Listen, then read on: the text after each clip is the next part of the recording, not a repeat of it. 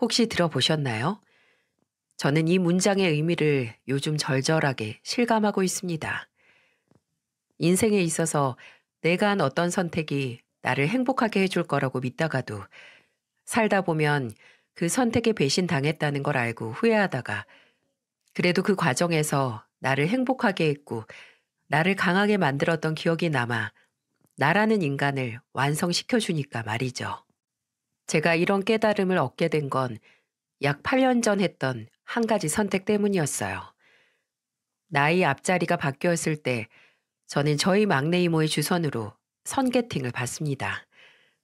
이모가 주선해 주신 선계팅은 그 당시 이모가 다니시던 교회 같은 신도분 중에 나이 지긋하신 중년의 남성분이 계신데 올해 그 교회를 다니고 평판도 좋은 분이시라고 하더라고요.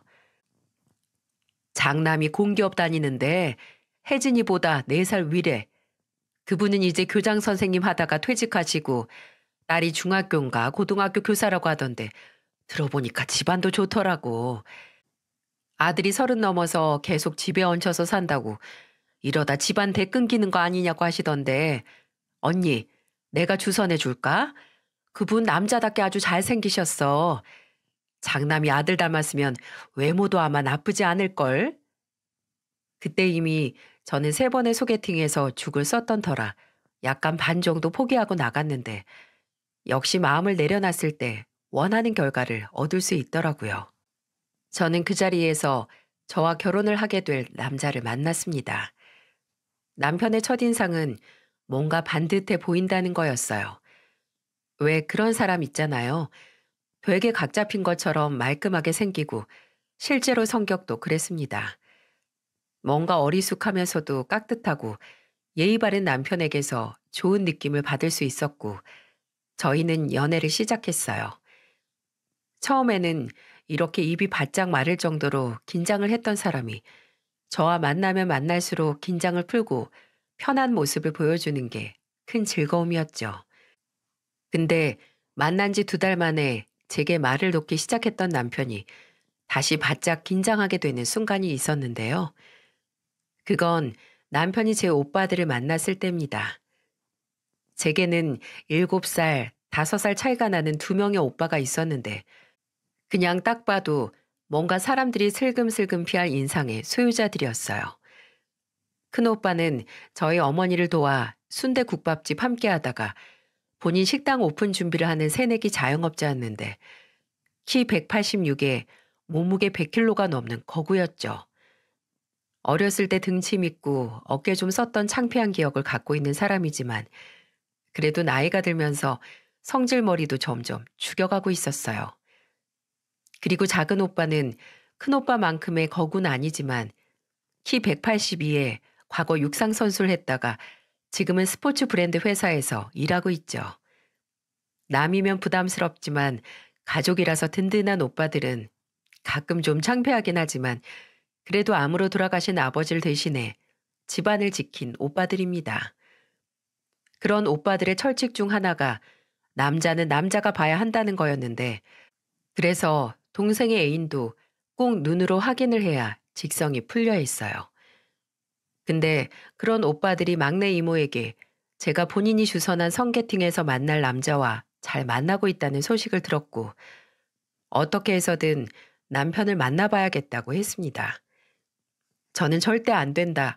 오빠들 보고 도망간다고 했지만 오빠들은 우리 보고 도망가는 것들은 제대로 된 남자가 아니라고 너도 남자가 못 믿어오니까 안 보여주는 거 아니냐고 억지를 부렸죠. 그래서 제가 푸념 겸 남편에게 오빠들 때문에 못 산다고 하니까 대뜸 남편이 오빠들을 먼저 만나겠다고 하는 겁니다. 제가 대체 왜? 라고 하니까 정말 꺼리낄 것 없으면 만날 수 있는 거라고 오빠들과 비슷한 말을 하는 게 아니겠어요? 뭔가 남자들끼리만 통하는 게 있는 건가 했는데 남편이 너무 적극적으로 만난다고 해서 저는 약간 포기한 마음으로 알았다고 했습니다. 그리고 남편이 저희 오빠들을 만나는 날 저는 고래 사이에 낀 새우 구경만 하다 왔습니다.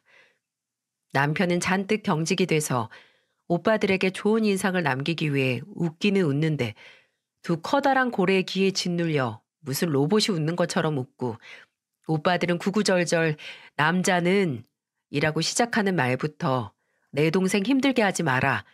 일장연설을 늘어놨는데 뭐든 네, 네, 아, 당연하죠. 하던 남편이 마음에 들었나 보더라고요.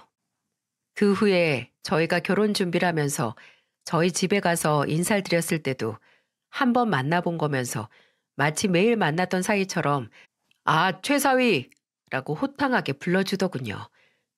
근데 오빠들은 그렇게 내적 친밀감이 일찍 생겼음에도 남편은 결혼을 하고 몇 년이 지나도 제게 사실 아직도 형님들이 좀 무서워 라고 했었네요. 지금 와서 생각해보면 어쩌면 본인 스스로 거리낄 게 있다는 걸 알았기에 끝까지 제 오빠들을 무서워한 건 아닌가 싶네요. 이미 결혼 이야기가 나오기도 전에 저희 오빠들을 보고 저희 어머니 식당에도 몇 번을 가서 결혼 전 인사를 드리는 게 전 아니었거든요. 그래서 첫인사를 드리러 갔을 때 청심한 3개를 먹을 정도로 긴장을 했는데 너무 빤히 보이는 반대 아닌 반대에 오히려 그 긴장이 풀려버렸습니다. 시아버지와 시누이는 그냥 인상 좋고 말 나긋나긋하게 하시고 그냥 좋기만 했는데 문제는 시어머니였어요. 시어머니께서는 저희 어머니가 국밥집을 하시고 큰오빠가 식당 오픈을 준비 중이고 작은 오빠는 스포츠 브랜드 회사에 다닌다는 걸 들었을 때 이렇게 말씀하셨어요. 되게 중구난방이네. 뭐 가족들끼리 비슷한 일 하는 건 없어요? 큰오빠가 어머니 식당을 돕다가 그 경험으로 본인 식당을 준비하는데요. 아니, 그런 거 말고 우리처럼 아빠 따라 딸이 교사하고 뭐 이런 거. 엄마, 그게 뭐가 중요해요. 나도 아버지나 수연이처럼 교사 일 안 하는데. 넌 공기업 다니잖니, 공기업. 공립학교처럼 너도 지방자치 소속인 회사 다니는 건데 뭐가 달러? 아유, 됐어, 됐어. 그게 뭐가 중요해. 우리 집처럼 부모한테 영향받아서 직업 선택하는 자식들이 있는 거고 새아가 집처럼 자식들이 알아서 지 살 길 찾는 그런 집이 있는 거지. 시어머니께서 대놓고 말만 안 한 거지. 그냥 저희 집안이 마음에 안 든다고 한 거였어요. 우리 집은 교육자 집안인데 너희는 국밥 집안이니? 라고 언짢아하는 거나 매 한 가지였죠. 웃긴 게 막상 교육자 집안 자부심을 부리는 건 교사가 아닌 심지어 따로 직업을 갖지 않았던 시어머니였다는 겁니다. 대체 왜? 본인이 교사가 아니면서 저희 집안 사람들 직업이 중구난방이라고 혀를 차는 거죠. 그 자리에서 태어나게 어머, 어머님도 선생님이셨나 봐요. 라고 하고 물어보고 싶었지만 그냥 꾹 삼켰습니다. 그렇게 시아버지께서 유학의 중재를 해주셔서 넘어가긴 했는데 제가 그 당시 다니던 회사 규모를 말하자 시어머니 입에서 나온 말, 아니 말도 문장도 아닌 소리가 뭔지 아시나요? 애게, 애게였습니다. 제가 다니던 회사가 소규모 사무실이라서 당시 사원 수가 9명이긴 했어요. 근데 그 앞에서 바로 무슨 음식이 양이 잘못 나온 것도 아닌데 애게라고 하는 게 막말로 교육자 집안 사람이 할 말인가요? 이미 첫 만남에서부터 시어머니가 저를 얼마나 마음에 들어하지 않는지 알게 된 저는 남편에게 걱정을 토로했습니다. 왜 먼저 어머님이 제 출신이나 집안, 심지어 직업도 마음에 들어하지 않는 걸 안 말해줬냐고요. 그랬더니 남편은 시어머니가 그냥 며느리 될 사람이니 까다로운 척하는 거고 한 번도 이 결혼을 반대한다는 말을 안 했다고 걱정 말라고 하는 겁니다. 근데 또 이상한 게 그렇게 싫은 티를 다 내셨던 분이 별다른 문제 없이 상견례에도 참석은 하셨고요. 예식장을 계약하거나 심지어 시아버지께서 저희 신혼집 하는데 돈을 보태주시는 것도 아무 말도 안 하셨어요. 차라리 마음에 안 들면 반대를 하시지 왜 별다른 의사 표현은 안 하셨나 솔직히 지금도 그게 궁금하긴 하네요. 여러분도 이미 예상하셨겠지만 시어머니는 제 결혼 생활 내내 저를 힘들게 하셨습니다. 결혼하고 1년 뒤 제가 임신을 했을 때도 임신했으니까 그 쪼막만한 회사 그만둬라. 어차피 그 작은 데서 너 하나 빠져도 티도 안 나. 라고 하시며 제게 모멸감을 안겨줬죠. 또 제 회사가 창피한지 나중에는 주변에 제가 회사 그만뒀다고 거짓말까지 치셨다가 친척 어른 중 한 분을 만났을 때 시어머니가 그런 짓을 하시고 다닌다는 걸 알게 된 적도 있었죠. 또 태어난 아들은 꼭 교사로 키워야 한다며 너 학교 다닐 때 생각하지 말고 내가 교사 하나 키워봤다며 교육은 본인에게 배우라고 하시는데 남편과 제가 아직 말도 못하는 애 미래를 벌써 정해놓고 싶지 않다고 하니까 저한테만 모르는 소리 하고 있다고 지가 공부 안 하고 비전 없이 자랐다고 자식까지 그렇게 대책 없이 키운다며 제게 막말을 하신 기억도 있습니다. 자식은 부모를 닮는다는데 손자가 너 보고 따라 자랄까 무섭다고요. 그럴 때마다 저도 이미 초장에 시어머니와 친밀해진 걸 포기한 터라 어머님, 따지고 보면 교사인 건 아버님인데 만약 이 사람이나 아가씨가 어머님을 보고 따라 자랐으면 평생 직업도 없이 살았겠네요? 라고 말했어요. 그럼 뭐 시어머니한테 못하는 말이 없다. 내가 무슨 직업이 없냐. 교장 선생 부인. 교사 키운 엄마가 직업이라고 목에 핏대를 세워가면서 성질을 부리셨죠. 다행히 그때마다 시아버지도 왜 괜히 나서냐고 알아서들 살게 두라고 하셨고 시누이도 제게 와서 따로 사실 시어머니도 따로 교육법이나 이런 거 없다고 신경 쓰지 말라는 위로를 받았습니다. 특히 남편도 시어머니가 저를 힘들게 할 때면 남의 편이 되지 않고 정말 제 남편으로서 중심을 잘 잡아줬죠. 근데 남편이 편을 들어주고 함께 화를 내줘도 도무지 적응도 용서도 안 되는 사건이 결혼 6년 차에 터졌는데요. 제가 결혼하고 6년 만에 그리고 첫째를 낳고 5년 만에 임신을 하게 됐습니다. 저도 남편도 계속 둘째를 가지고 싶었는데 임신이 안 돼서 시험 간 생각을 하던 차에 임신이 된 거거든요. 정말 인생은 포기할 때쯤 입에 단 걸 물려주는 건지 다시 한번 실감을 했는데 하늘이 저를 이런 식으로 시험을 할지는 몰랐습니다. 단 걸 물려주는지 알았는데 쓰디 써서 삼키지도 못한 그렇다고 뱉지도 못하는 게 제 입안에 들어와 있던 거였어요. 임신 10주쯤에 가슴이 묵직한 통증과 동시에 없었던 멍울이 만져져서 집 근처 외과에 가서 초음파 검사를 했어요. 근데 초음파를 보던 의사 선생님이 고개를 갸웃하시더니 모양이 좀 안 좋다고 더 큰 병원에서 조직 검사를 해야 한다는 겁니다. 그때까지만 해도 아닐 거라고 설마 결과가 안 좋게 나오겠어? 라고 저도 남편도 애써 나쁜 생각을 안 하려고 했는데 그런 저희를 비웃기라도 하듯 검사 결과 저는 유방암 진단을 받았습니다. 의사 선생님의 입에서 처음 상피내암이라는 단어를 들었을 때 막 하늘이 무너지고 정신이 아찔한 그런 기분은 아니었어요. 그냥 머릿속에 끝없이 왜? 라는 의문만 들었습니다. 왜 나한테? 왜 하필 이 시기에?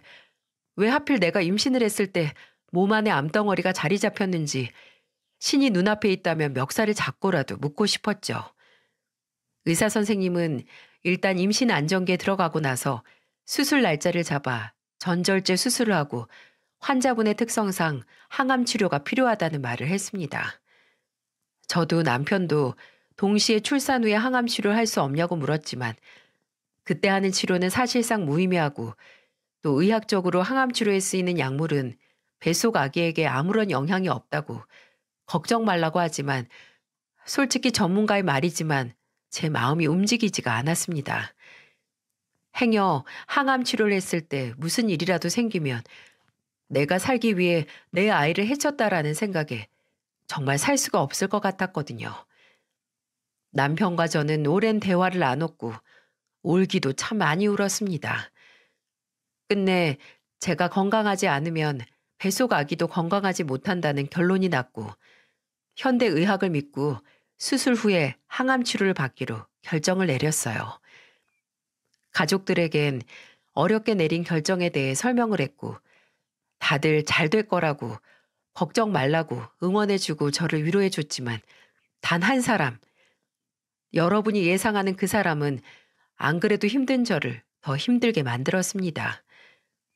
처음에는 남편이 이 사실을 시댁에 전화로 전했어요. 근데 시어머니와 통화하는 남편의 표정이 좀 안 좋은 겁니다. 네, 그렇게 됐어요. 13주차 넘어가서 날 잡자는데, 네? 진짜 그만 좀 하시라고요. 지금 그게 할 소리예요? 자꾸 그런 말 하실 거면 그냥 아버지 바꿔주세요. 또 뭐가 마음에 안 들어서 무슨 소리 하셨나 했는데 그때는 저도 정신이 없고 왜 그러냐고 물어볼 기운도 없어서 그냥 넘어갔습니다. 그리고 임신 안정기에 들어선 13주차 이후 수술 날짜를 잡았고 남편도 그날은 아이 휴가를 쓴다고 했었어요. 저는 암 진단을 받고 임신과 치료에만 집중을 하기 위해 회사를 그만뒀고요. 정들고 아직 일하고 싶은 마음이 굴뚝 같았지만 일단 제 아이와 제가 우선이었기에 내린 결정이었습니다. 그렇게 수술을 앞두고 혼자 집에서 병원에 가져갈 짐을 챙기고 있었어요. 초인종이 울렸고 시어머니께서 찾아오셨습니다. 어떤 일이시냐고 묻기도 전에 시어머니는 손가락으로 제 배를 가리키더니 이렇게 말씀하셨어요. 너 정말 그거 낳을 거냐? 그거랍니다. 제 뱃속의 아기를 심지어 본인 아들의 자식에게 그거라네요. 말이 되나요? 제가 갑자기 그게 무슨 말이냐고 하자 시어머니는 아주 당당하게 팔짱까지 끼더니 이런 소리를 늘어놓더라고요. 나는 사실 지금도 이게 사기 결혼이 아닌지 의심스럽다. 지 애비가 암으로 죽은 것도 알고 있으면서 아무런 관리 안 하다가 애 낳고 나서야 안다는 게 말이나 되니? 이게 사기가 아니고 뭐야? 그리고 네가 암이면 준욱에도 네 유전자 물려받아 암 걸릴 수 있는 거고. 그리고 지금 뱃속에 그거는 뱃속에 있을 때부터 네가 수술하면서 마취하고 약 먹고 심지어 항암 주사까지 맞으면 그거 그대로 다 흡수할 텐데 너는 애가 생각이 있니 없니? 치료할 때 필요한 약물들 다 흡수하고 그렇게 태어난 애가 네 몸에 생긴 종양이나 다를 게 어딨냐고. 저는 제 귀를 의심했습니다.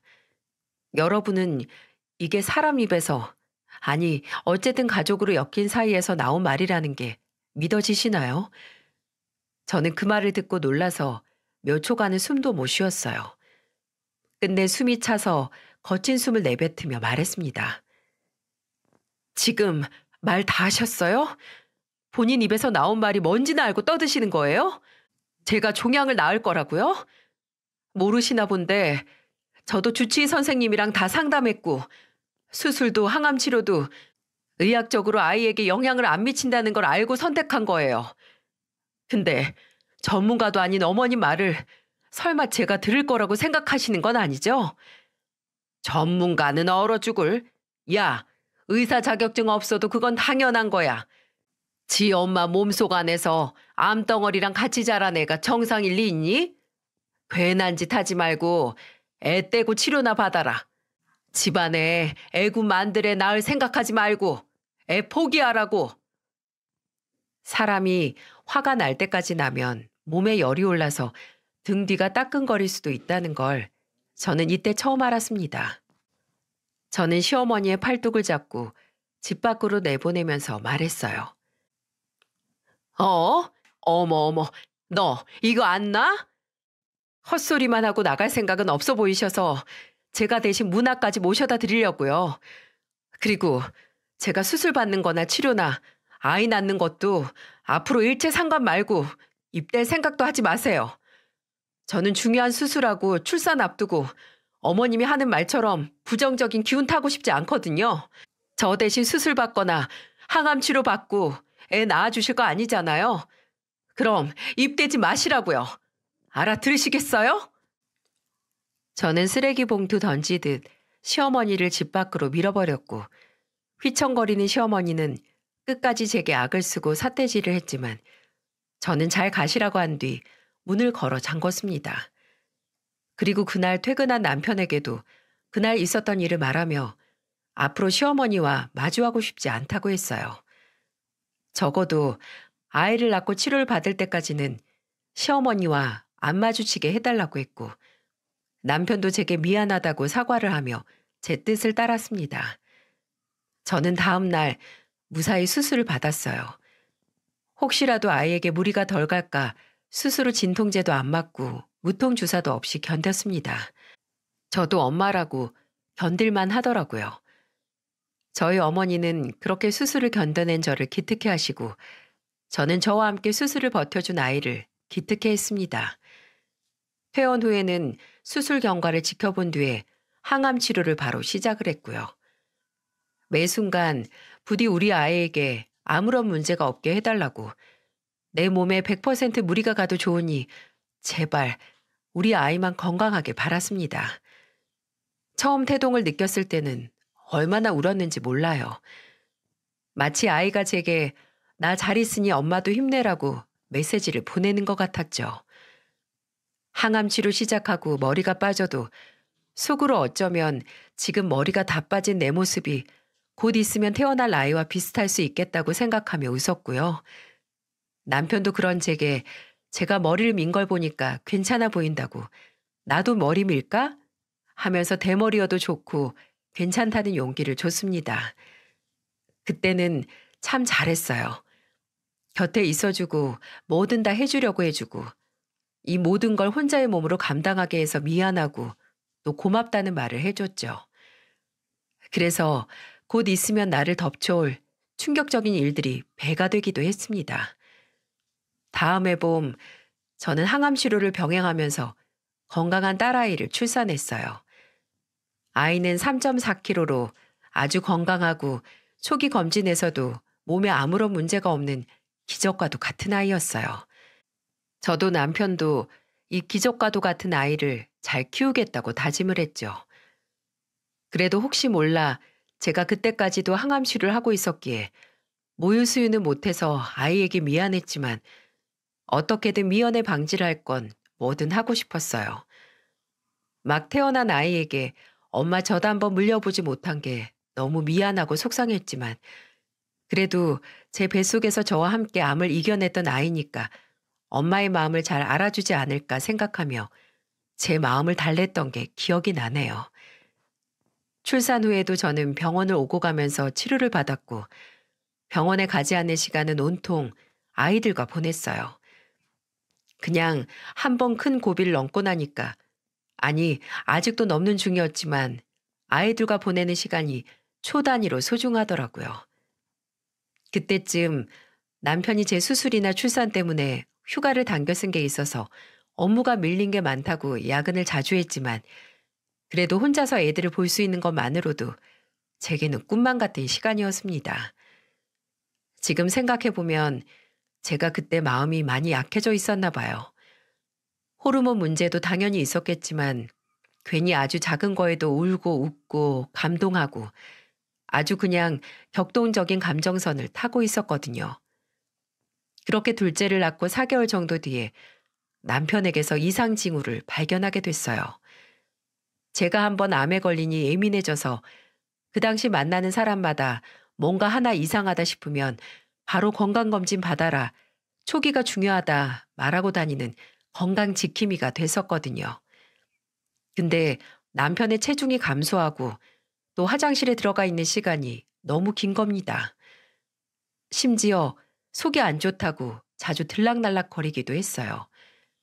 체중 감소와 소화불량, 배변 습관의 변화, 딱 대장암 초기 증상이었거든요.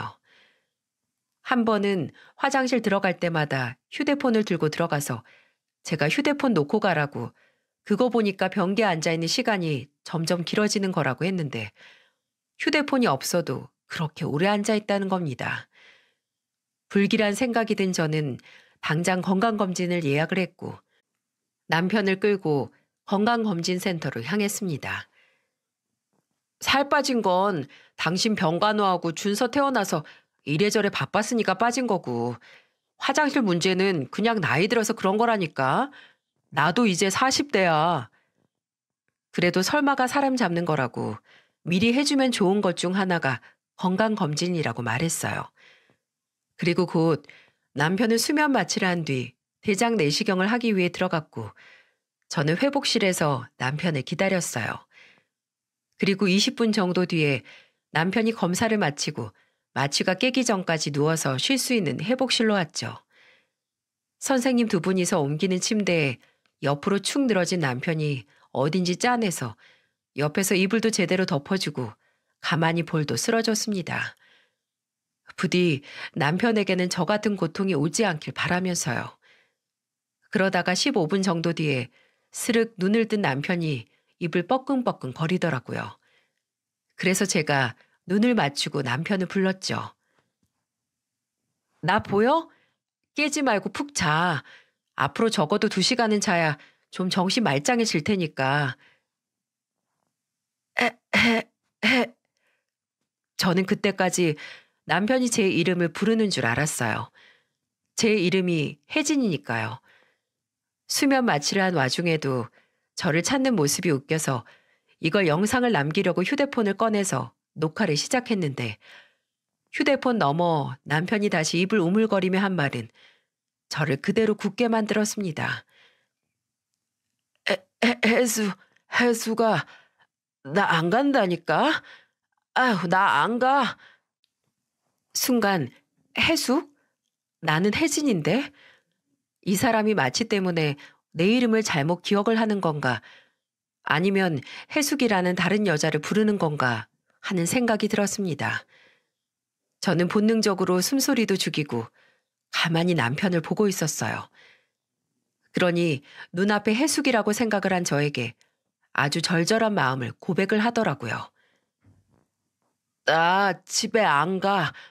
집 가면 너 못 보잖아. 혜숙아, 나 그냥 너네 집 갈래. 거기 가면 시끄러운 애들이랑 머리 그꼴라서 선머슴 같은 내 와이프도 없잖아. 그러니까 나 혜숙이 너랑 너네 집에 갈래. 그리고 나 데려가 하고 정신없는 와중 팔을 휘청하고 움직여서 제 손을 잡으려고 하는 겁니다. 저는 그 순간 굳어있던 몸을 움직여 남편에게서 멀어졌고 입을 틀어막고 그대로 회복실을 나와 검진센터를 떠났습니다. 이게 무슨 일인가요? 혜숙은 누구며 남편이 지금껏 저와 아이들이 있는 집을 끔찍하게 생각을 했고 그 혜숙이라는 여자 집에 가고 싶어 했다는 건가요?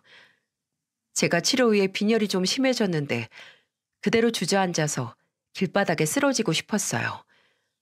그리고 눈을 뜨고 싶지 않았고요. 당장 어디로 가야 하는지, 이 일을 누구에게 말해야 하는지 혼란스럽던 와중 괜히 어머니 생각은 나는데 차마 어머니께 가진 못하고 딸을 잠시 맡겼던 큰오빠네 내로 갔습니다. 새언니가 집에 있어서 새언니에게 맡겼거든요. 큰오빠네 집에 도착을 해서 제가 정말 많이 놀랐는지 새언니가 저를 보자마자 그러더라고요. 무슨 일 있었냐고. 안색이 너무 창백하다고요. 항암 치료를 받던 제 몸에 무슨 증상이 나타난 건지 걱정을 하던 새언니가 구급차를 부르자고 했고 저는 아니라고, 제가 문제가 아니라 제 남편이란 인간이 문제라고 했습니다. 저는 바닥에 그대로 주저앉아 울면서 새언니에게 그날 제가 목격한 광경을 말했고 제가 찍은 동영상도 보여줬어요. 헛웃음을 터뜨리며 입으로 쌍욕까지 한 새언니는 기다려보라고 하고 바로 그 시간에 식당에 있던 큰오빠에게 전화를 해서 당장 집으로 오라고 호출을 했습니다. 1시간 반 뒤 큰오빠가 도착을 했고 새언니는 이제 힘이 없어서 설명을 못하는 저를 대신해 제가 겪은 일을 큰오빠에게 말했죠.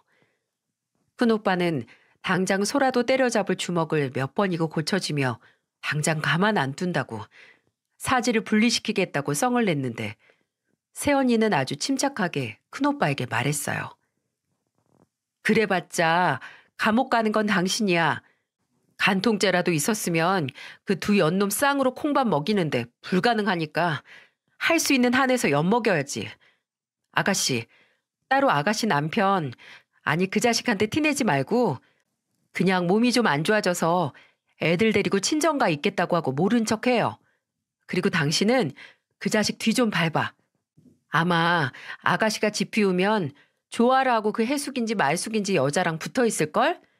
수면 마취해서 고백한 걸로는 마취한 기운에 헛소리 했다고 하면 단데 제대로 된 증거를 잡아야 뭐든 할 거 아니야.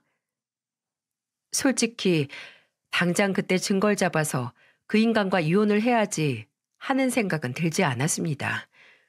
그냥 뭘 해야 할지 막막하기만 했고 제가 그때 몸도 마음도 많이 약해졌던 터라 그냥 마취 중 내뱉은 고백이 아닌 내 눈으로 내 남편이라는 사람이 무슨 짓을 하는지 확인만 하고 싶었어요. 그리고 새언니의 말대로 수면 마취에서 풀린 남편이 먼저 전화를 해서 왜 나만 두고 가서 연락이 안 됐냐고 했을 때 몸이 갑자기 안 좋아져서 나도 병원에 갔다가 지금 애들 데리고 친정에 와 있다고 며칠만 여기 있을 거라고 했어요. 제가 그렇게 말하니 남편은 무슨 문제 없는 거지? 아무 걱정 말고 푹 쉬어 라고 했고요. 새언니는 남편이 보낸 문자를 보자마자 글자에서부터 그 여자랑 뭐하고 놀지 신난 게 보인다 라고 하는데 저는 극심한 두통을 느끼며 며칠 동안 큰오빠가 나가서 남편 뒤를 밟고 큰오빠가 뭔가 증거를 가져오길 바라는 마음 반, 아니 차라리 아무것도 못 건져오길 바라는 마음 반으로 하루하루를 보냈습니다. 그렇게 4일 후 큰오빠가 결정적인 걸 잡았다고 하는 거예요. 큰오빠가 3일 내내 남편의 뒤를 밟다가 해숙이란 여자가 다름 아닌 남편의 직장 동료라는 걸 알아냈고 그리고 4일째 되는 날 그 둘이서 회사 점심시간에 회사 근처 숙박업소에 같이 들어가는 걸 사진으로 찍었고 대실까지 하는 걸 보고 온 겁니다. 당장 그 방에 내가 들어가서 뼈를 분지르려고 하다가 참았어. 확실한 증거는 찾았고 이제 현장을 잡아야 하니까. 직장에서 불륜하는 것들 중에 회사 점심시간 이용하는 더러운 인간들 많다고 하더니만 최승원 이 자식이 정말 세상에 믿을 놈 하나 없네. 큰오빠는 빠른 시일 내에 현장을 잡아서 아주 요절을 내자고 했는데 빠른 시일까지 할 것 없이 남편과 그 해숙이라는 바퀴벌레들은 단 하루도 안 붙어 있을 수 없었나 보더라고요. 큰오빠가 제게 찾은 증거를 보여주고 바로 그 다음날 저녁 8시가 넘은 시간 큰오빠 집에서 새언니와 애들과 함께 막 저녁 먹고 치우고 있었는데 작은 오빠에게서 연락이 왔습니다. 여보세요? 혜진아. 지금 땡땡동 땡땡 포차로 와. 여기 최승원 그 자식하고 그 여자 같이 들어갔으니까 나랑 형이 붙들고 있을게. 그날은 작은 오빠까지 합세해서 남편을 잡으러 갔나 보더라고요. 다급한 작은 오빠의 목소리에 저는 바로 차키를 챙겨서 나왔고 지금도 무슨 정신으로 거기까지 운전을 해서 갔는지 모르겠어요. 작은 오빠가 말한 주소로 도착을 했는데 거기는 유명한 매운 닭발집이더라고요. 근데 사람이 바글바글한 식당 안에는 오빠들의 모습이나 남편의 모습은 보이지 않았어요. 혹시 분점을 잘못 알고 찾아왔나 싶어서 작은 오빠에게 전화를 했는데 도착했어? 식당에 있을 수가 없어서 이 자식 끌어내서 옆에 있는 주차장 공터로 왔어. 가게 왼쪽에 있는 첫 번째 골목으로 쭉 들어와. 작은 오빠의 안내를 받으며 간 곳에는 큰 오빠의 휴대폰으로 뭔가를 촬영하고 있는 작은 오빠와 팔짱 끼고 장승처럼 서 있는 큰 오빠, 그리고 무릎을 꿇고 훌쩍거리며 울고 있는 어떤 젊은 여자와 그 옆에 역시 무릎을 꿇고 어째서인지 얼굴에 빨간 양념을 덕지덕지 발라 눈도 제대로 못 뜨고 덜덜덜 떨고 있는 남편이 있었습니다. 저는 딱 봐도 기이한 무리로 보이는 쪽으로 천천히 걸어갔어요. 그리고 저를 발견한 큰오빠에게 물었습니다. 저 사람 꼴이 왜 저래?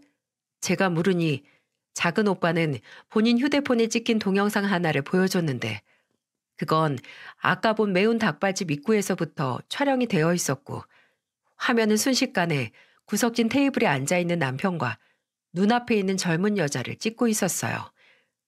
그리고 이내 영상 안에서 큰오빠 목소리로 들리는 소리가 들려왔어요. 야, 최승원이 재미 좋았네. 마누라 남치로 받는 와중에 애들 보고 있는데 넌 직장에서 눈 맞은 여자랑 닭발이나 뜯고 있어? 형님. 입에 닭발을 물고 있던 남편이 카메라 쪽으로 눈을 돌려 오빠들을 마주한 순간 물고 있던 닭발을 머저리처럼 뱉고 경악한 표정을 짓는 게 보였습니다. 영상 안에서는 큰오빠와 작은오빠가 마누라랑 자식 버리고 바람난 남편에게 욕설을 내뱉는 장면이 찍혀 있었고 이내 앞에 앉아서 아무 말도 못하고 있는 여자를 잡기 시작했어요. 어이, 아가씨. 이 인간 아내도 있고 애도 2명인 거 알아요? 몰라요? 같은 직장이라며 그럼 모를 리가 없을 텐데. 저는... 아, 딱 보니까 알았네. 그치? 얼굴 누렇게 뜨는 거 보니까 얘 마누라가 지금 유방암 투병 중인 것도 알고 있는 것 같은데 참 젊은 사람이 무슨 정신머리로 40 넘은 늙은이 때문에 상간녀 딱지 붙여가면서 이렇게 닭발이나 뜯고 있어? 그 유방암 투병 중인 얘 마누라가 내 막내 동생이거든. 내가 하도 빡이 쳐서 당신이랑 최승원 얘 아주 끝장을 봐야겠는데 어때? 그렇게 말한 큰오빠는 그대로 식탁 위에 있는 닭발 접시를 들어 남편 얼굴에 그대로 꽂아버렸고 얼굴이 닭발 양념에 범벅이 된 남편은 으아악 하는 소리를 내면서 옷소매로 미친 듯이 얼굴을 닦아냈습니다. 맵냐? 매워? 근데 어쩌냐? 넌 매운맛 좀 더 봐야 하는데?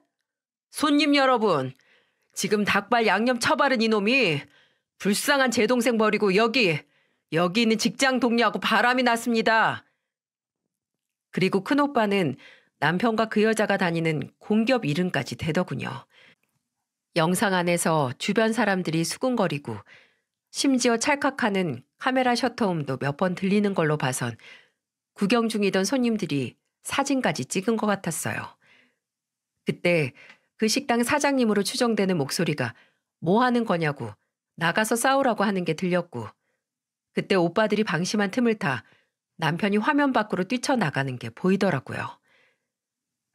상간녀를 식당에 두고 그대로 튀려고 한 겁니다. 다행히 발은 누구보다 빠른 작은 오빠가 남편을 붙잡았고 남의 식당에서 더 이상 민폐를 끼칠 수 없어서 주차장 공터까지 2 사람을 끌고 나왔던 거예요. 아가씨, 아까 봤지? 이 자식, 아까 아가씨만 두고 튀었잖아. 근데도 이딴 놈 때문에 상간녀 딱지 달만한 것 같아?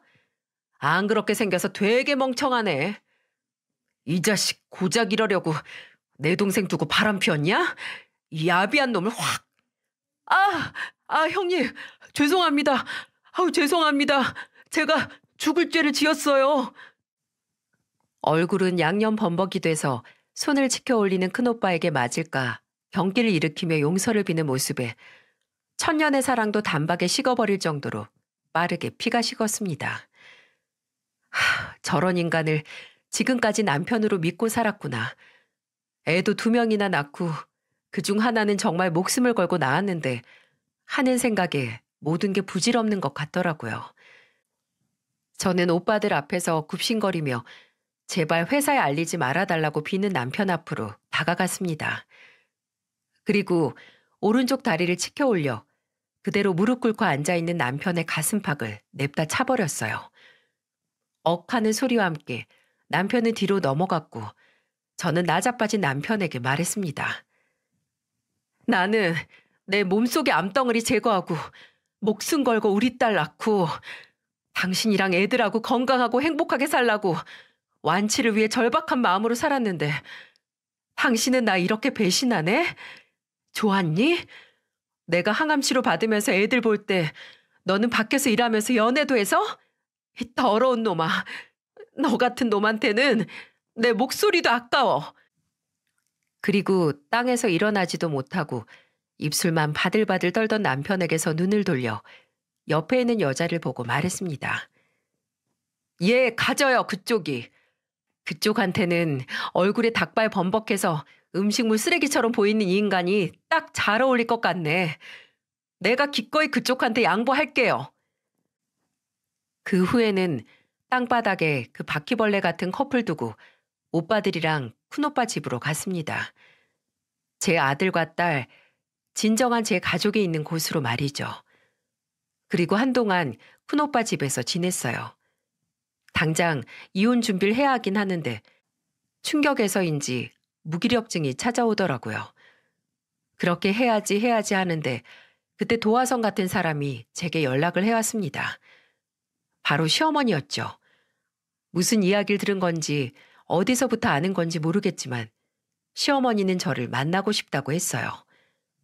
그렇게 마주한 시어머니는 역시나 남편의 외도도 남의 집 딸인 제 탓을 했습니다.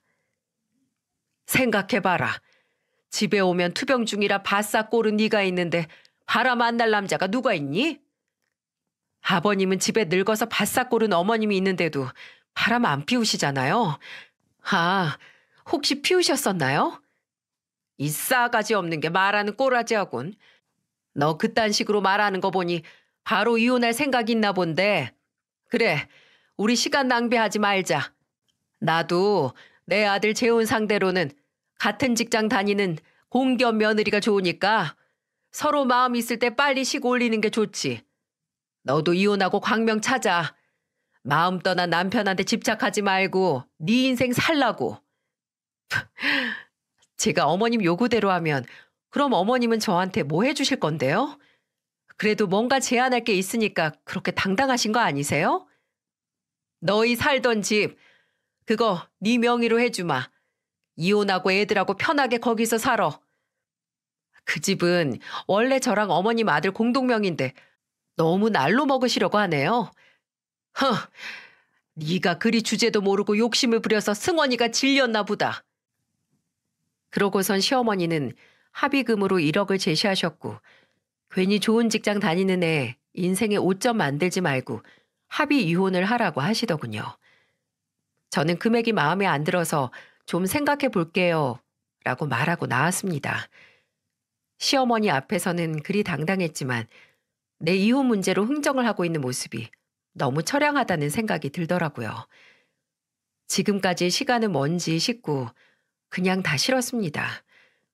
얼른 저를 힘들게 하는 문제를 눈앞에서 치우고 싶은데 그럴 에너지가 없어서 답답해 죽을 것 같았어요. 그러다 지 엄마 따라서 남편도 제게 연락을 해서 그러더라고요. 본인 엄마 만났냐고 하면서 이혼하잡니다. 본인도 그날 네 오빠들에게 느낀 모멸감 때문에 너한테 더 이상 사과하고 싶지 않고 그냥 깔끔하게 이혼을 하고 싶다고 했어요. 저는 네가 나한테 준 모멸감에 비하면 그건 간지러운 수준이라고 하면서 엄살 떨지 말라고 했습니다. 독을 품고 악을 품고 남편과 전화통화를 하고 있는데 그런 제 모습을 보고 있던 사람이 있더라고요. 바로 제 아들이었죠. 아들이 조심스럽게 제게 와서 제 얼굴을 휴지로 문지르는데 그때 저는 제가 울고 있다는 걸 알았습니다. 그리고 그때 그냥 조용히 끝내야겠다. 더 이상 시간 낭비하지 말고 얼른 정리를 해서 애들한테 집중해야겠다는 생각이 들더라고요. 그렇게 저는 저와 아이들의 시간을 위해 합의 이혼을 했습니다. 제 몫으로 받은 집은 제 명의로 바뀌자마자 팔고 친정집으로 들어갔어요. 혼자 애 둘을 키우면서 병원에 다니기엔 저 혼자는 무리였고 어머니 집에서 큰오빠 집이 가깝기도 했거든요. 만약 일부분의 기억을 지울 수 있는 약이 있다면 부작용 신경 안 쓰고 단박에 삼킬 정도로 저는 전 남편과 전 남편의 외도 사실을 잊고 싶었어요. 종종 그 기억이 떠올라 속에서 열불이 날 때마다 힘을 내서 건강해지자는 생각과 얘들과 즐겁게 보내는 시간을 방해했거든요. 그래서 애써 그 일은 나한테 없었던 일이고 그냥 난 처음부터 아이 둘 있는 싱글맘이라는 생각으로 살았어요. 무엇보다 전 남편과의 만남 전부를 부정하고 후회한다면 그 만남의 결과물인 제 아이들을 볼 수가 없었기에 더욱 나쁜 생각은 안 하려고 노력을 했습니다. 근데 이 음식물 쓰레기는 끝까지 저를 방해하더라고요. 이혼을 하고 반년 뒤 모르는 번호로 전화가 와서 받았는데 전화를 건 주인공은 다짜고짜 이렇게 말하더라고요. 너, 나 차단했어? 잊고 싶지만 고막에서 잊혀지지 않는 목소리였어요. 전 남편이었죠. 저는 바로 전화를 끊었고 그 번호도 차단을 했습니다. 그 이후로도 몇 번씩 모르는 번호로 전화가 왔었는데 안 받았어요. 그 인간은 이제 제게 아무런 필요도 없고 소통할 가치도 없는 한 달에 한 번씩 애들 양육비만 보내주는 ATM기나 마찬가지였거든요. 그러니 무슨 대화를 하겠습니까? 근데 잠결에는 해골의 고인물도 달게 마신다나요? 새벽 3시에 걸려온 전화를 무심결에 받자마자 아주 다급한 목소리가 들려서 잠이 확 달아났었네요. 혜진아, 나야. 끊지 마. 끊지 마. 죽지도 않고 또 온 전 남편이었습니다. 저는 속 깊은 곳에서 끓어오르는 한숨을 내뱉고 말했어요. 너니까 더 끊어야지. 내가 왜 이 새벽에 네 목소리를 들어야 하는데? 너는 염치나 양심 같은 거 없지? 맞아. 아픈 너한테 그런 짓까지 한 나한테 그런 게 남아있을 리가 없지. 미안해, 혜진아. 근데 내가 진짜 네 목소리가 너무 듣고 싶어서. 그럼 쌍욕하는 내 목소리 한번 들어볼래, 이 자식아? 새벽에 다짜고짜 연락을 해서 불쌍한 척, 미안한 척, 후회하는 척하는 전 남편은 계속 미안하다, 보고 싶다 같은 헛소리를 늘어놓다가 제가 너 지금 또 나를 해숙이라고 착각한 거 아니냐라고 하니까 갑자기 헛웃음을 내뱉더니 본인이 전화를 한 본론을 털어놨습니다. 혜진아, 해숙이 걔 나 버리고 선 봐서 여름에 결혼한단다. 저와 이혼 후 해숙이라는 상간녀와 재혼 준비를 했는데 초혼인 딸이 바람난 재혼남과 결혼한다는 걸 상간녀 집안에서 절대 안 된다고 극구 반대를 했다고 하네요. 상간녀는 제정신이 아니었지만 그 집안은 제정신인 사람들이었나 봅니다. 그래도 바퀴벌레 같은 둘은 즐기게 만났는데 상간녀 부모님이 끈질기게 선을 보라고 해서 한 번 그 말 듣고 거절할 목적으로 그 선자리에 나갔다고 해요. 내가 그때 말렸어야 했는데 나도 한 번 보고 싫다고 이제 안 나간다고 하면 그 집 부모님이 좀 누그러들 줄 알았지. 근데 거기 갔다 와서 처음에는 별로였다고. 역시 오빠가 최고라고 했던 애가 한 번 더 봐야겠다고 엄마랑 아빠가 한 번 더 만나보라고 했다. 그래도 3세판 일하는데 3번은 봐야지 하고 했다고 계속 그 남자를 만나러 가는 거야. 그 남자 듣기에는 잘 나가는 노무사였거든. 근데 지지난달에 해숙이가 나한테 부모님이 너무 반대를 해서 오빠랑 더 이상 못 만나겠다고 하더라. 걔 회사도 그만뒀어. 결혼 준비한다고. 걔는 전문직 남자랑 결혼한다고 떠나고 난 회사에서 새파랗게 어린 직원 꼬신 놈으로 낙인 찍히고. 혜진아, 내가 진짜 요즘 너무 힘들고 나쁜 생각만 들어. 나 정말 너하고 애들한테 죄 지은 거 돌려받고 있나 봐. 이게 어디서 불쌍한 척을 하는 거죠? 딱 봐도 제 동정을 사려는 뻔한 수작이 보여서 그 새벽에 혈압이 수직으로 상승하는 게 온몸으로 느껴졌습니다. 저는 뻔뻔하다 못해 징그러운 인간에게 말했어요. 그래서 너 지금 불쌍하다고 광고하는 거야? 야, 너 하나도 안 불쌍해. 그냥 자업자득 지 업보 그대로 돌려받는 걸로밖에 안 보여. 어디서 훌쩍거리고 있어 지금? 제발 사람 속 좀 뒤집지 마. 내가 이 새벽에 너 신세 한탄하는 거 들어줘야 되니? 동정표 구하고 싶으면 네 엄마한테 가서 해. 바람도 내 아들 탓이 아니래. 다 며느리 탓이란 엄마가 있는데 뭐가 문제야? 아마 앞으로도 너 같은 놈 좋다고 해줄 사람은 네 엄마밖에 없을 것 같으니까 둘이 잘 살아. 더 이상 나나 애들 귀찮게 하지 말고. 이런 인간을 진짜 어떤 인간인 줄 모르고 좋다고 연애하고 결혼해서 사이에 아이까지 낳은 제가 지독히도 한심해지는 순간이었어요. 그대로 날밤을 샜죠. 어디서부터 잘못된 걸까? 그때 성게팅을 아예 받질 말았어야 하는데 싶었고요. 그래도 그 음식물 쓰레기 같은 인간 없었으면 제 소중한 아들, 딸 만나지 못했을 거라는 생각에 내가 지금 무슨 생각을 하는 거지 싶고 참 머릿속이 복잡했습니다. 이래서 생각을 깊게 하지 않고 단순하게 사는 게 삶을 오래 건강하게 사는 비결이라고 하는 건가 봐요. 생각하면 할수록 더 괴롭기만 했거든요. 그래서 저는 머리와 마음의 무게를 좀 덜어내려고 했습니다. 나를 무겁게 짓누르는 것들은 그냥 쓰레기통에 쓰레기 던져 넣듯이 생각을 하지 않기로 말이죠. 한심한 전남편과 이혼 문제는 과정보다는 그냥 결과인 제 아이들에만 집중을 하려고 했어요. 효과는 솔직히 단박에 나타나지 않았지만 하루하루 연습해보니 어느 날은 거의 반나절은 나를 힘들게 했던 문제가 생각이 조금 안 나더라고요. 그전에는 4시간, 5시간 간격으로 전 남편이 머저리 같은 표정으로 해수가 하는 표정이 떠올라 참 괴로웠거든요.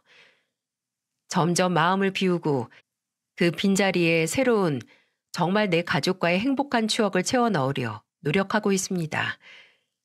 그리고 이 자리에 사연을 보내게 된 것도 이 사연에 제 나쁜 기억이 담겨서 더 이상 제게 안 돌아왔으면 하는 마음도 있었어요. 부디 이 사연이 바다에 떠내려 보낸 유리병에 담긴 편지처럼 평생 제게 되돌아오지 않길 바랍니다. 이야기를 들어주신 분들께 감사합니다. 그리고 앞으로 남은 제 항암 치료도 잘 견딜 수 있게 여러분이 응원해 주세요. 그리고 부디 무엇보다 생각이 났을 때 얼른 건강검진을 받아서 나와 내 가족의 미래를 잘 챙기시길 바랍니다. 모두 건강하세요.